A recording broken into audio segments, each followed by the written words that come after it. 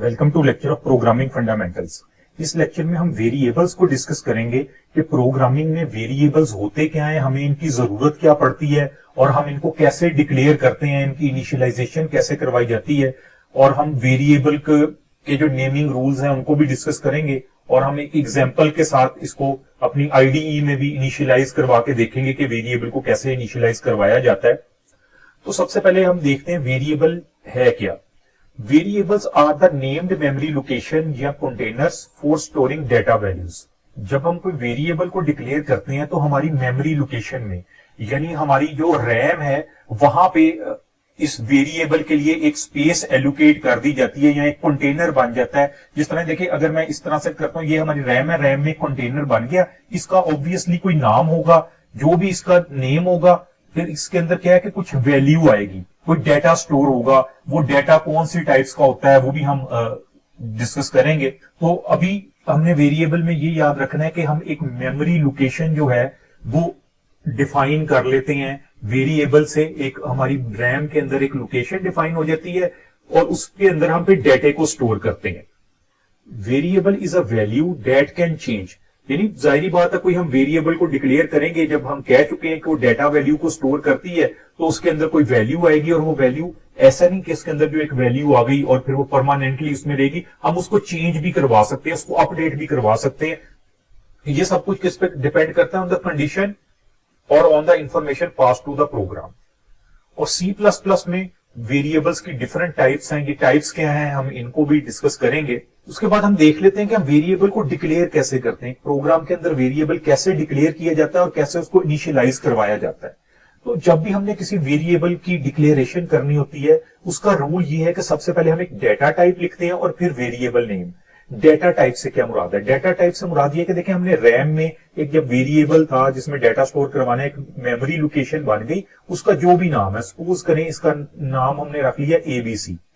तो अब इसके अंदर कोई डेटा होगा ना, यहाँ पे इस कंटेनर में कोई ना कोई डेटा स्टोर होगा।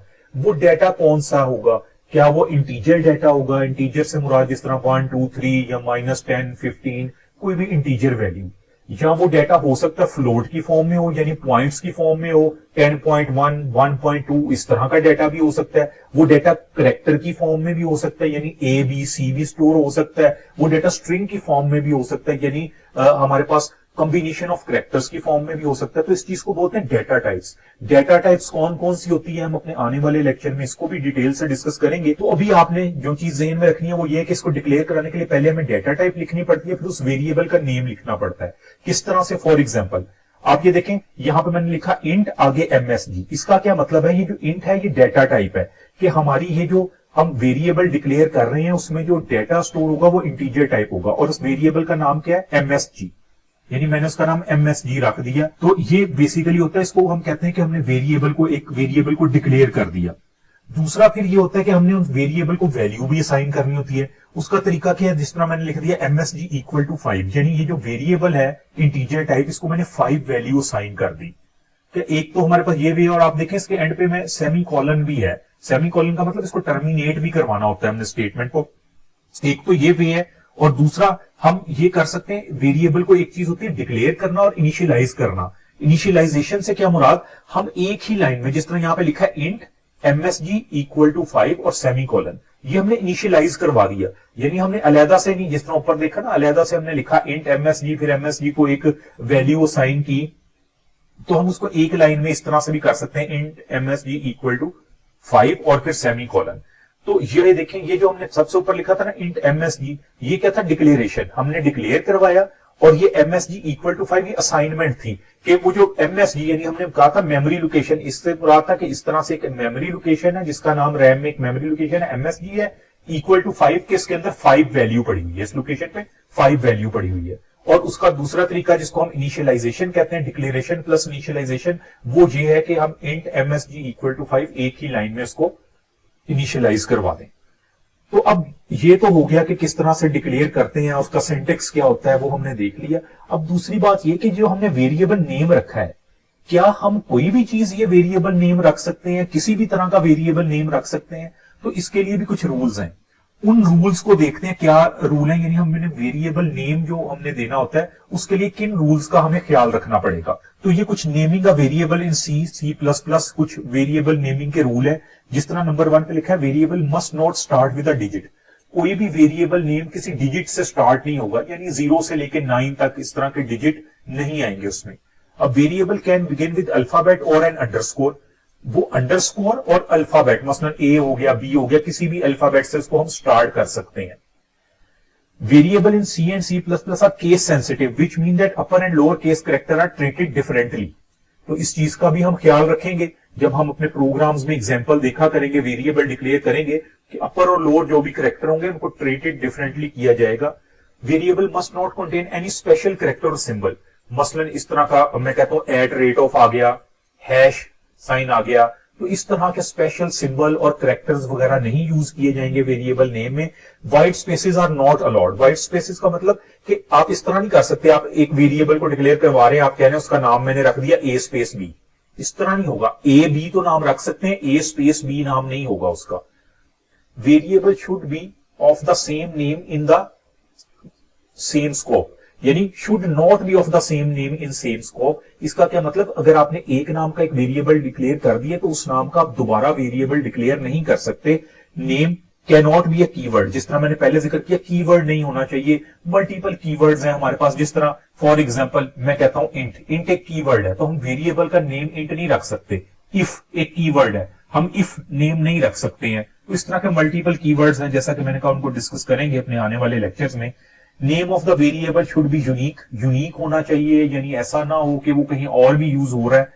और अब आखिरी पॉइंट ये लिखा है कि मैक्सिमम लेंथ कितनी हो सकती है। मैक्सिमम लेंथ जो है वो 32 लेटर्स का हम डिक्लेयर कर सकते हैं वेरिएबल, इससे ज्यादा लेंथ नहीं हो सकती। अगर इससे ज्यादा लेंथ होगी तो एक किस्म का लॉजिकल एरर जो है वो कंसीडर होगा हमारे प्रोग्राम में। तो आइए अब इसको हम प्रैक्टिकली भी इंप्लीमेंट करके देखते हैं कि किस तरह से इसको डिक्लेयर करवाते हैं एक प्रोग्राम के अंदर लिख के, और आउटपुट देखते हैं सा, जिससे हमें वेरिएबल के बारे में कॉन्सेप्ट क्लियर हो जाएगा। तो हमें पता है कि जब भी हम प्रोग्राम लिखते हैं सबसे पहले हम प्री प्रोसेसर डायरेक्टिव्स लिखते हैं।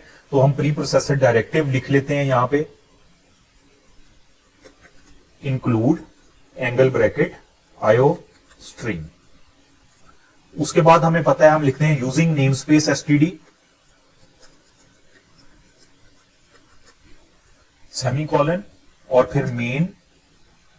उसके बाद करली ब्रैकेट आती है जिसमें हम अपने प्रोग्राम की बॉडी डिफाइन करते हैं। अब देखें, मैंने एक वेरिएबल डिक्लेयर करना है, हमने कहा सबसे पहले हम उसकी टाइप लिखते हैं। टाइप से मुराद के वेरिएबल जो हम डिक्लेयर करेंगे वो जो मेमोरी में एक लोकेशन क्रिएट हो जाएगी, उसमें डाटा किस टाइप का होगा। मसलन मैं कहता हूं उसमें इंटीजर टाइप का डाटा होगा, तो मैंने यहां पे INT लिख दिया।